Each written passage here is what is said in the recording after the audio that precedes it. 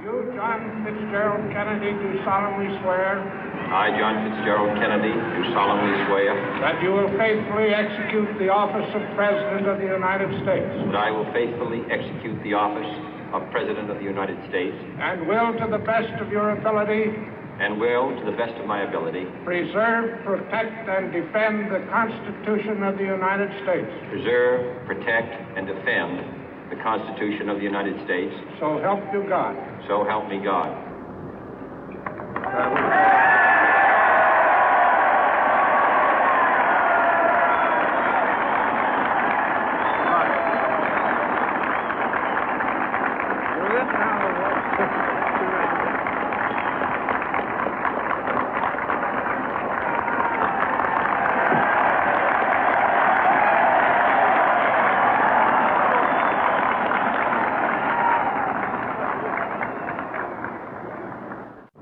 Vice President Johnson, Mr. Speaker, Mr. Chief Justice, President Eisenhower, Vice President Nixon, President Truman, Reverend clergy, fellow citizens. We observe today not a victory of party, but a celebration of freedom, symbolizing an end as well as a beginning, signifying renewal as well as change. For I have sworn before you and Almighty God the same solemn oath our forebears prescribed nearly a century and 3/4 ago. The world is very different now, for man holds in his mortal hands the power to abolish all forms of human poverty and all forms of human life. And yet the same revolutionary beliefs for which our forebears fought are still at issue around the globe. The belief that the rights of man come not from the generosity of the state, but from the hand of God. We dare not forget today that we are the heirs of that first revolution. Let the word go forth from this time and place to friend and foe alike that the torch has been passed to a new generation of Americans born in this century, tempered by war, disciplined by a hard and bitter peace, proud of our ancient heritage, and unwilling to witness or permit the slow undoing of those human rights to which this nation has always been committed and to which we are committed today at home and around the world.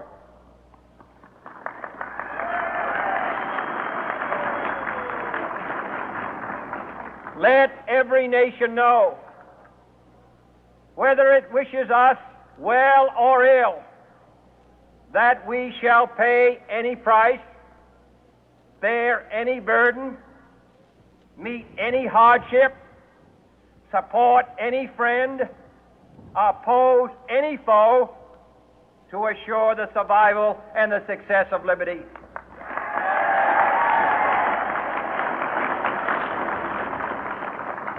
This much we pledge and more. To those old allies whose cultural and spiritual origins we share, we pledge the loyalty of faithful friends. United, there is little we cannot do in a host of cooperative ventures. Divided, there is little we can do, for we dare not meet a powerful challenge at odds and split asunder. To those new states whom we welcome to the ranks of the free, we pledge our word that one form of colonial control shall not have passed away, merely to be replaced by a far more iron tyranny. We shall not always expect to find them supporting our view, but we shall always hope to find them strongly supporting their own freedom, and to remember that in the past, those who foolishly sought power by riding the back of the tiger ended up inside.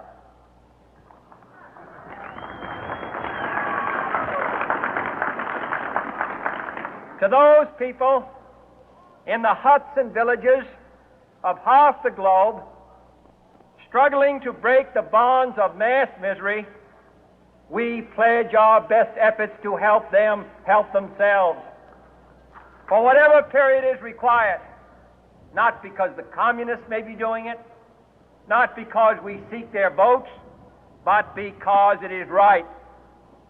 If a free society cannot help the many who are poor, it cannot save the few who are rich.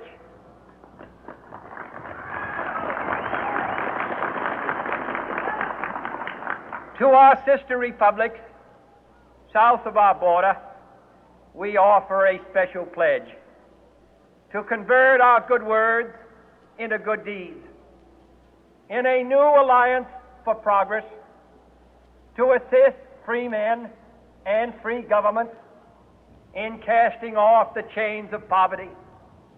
But this peaceful revolution of hope cannot become the prey of hostile powers. Let all our neighbors know that we shall join with them to oppose aggression or subversion anywhere in the Americas. And let every other power know that this hemisphere intends to remain the master of its own house.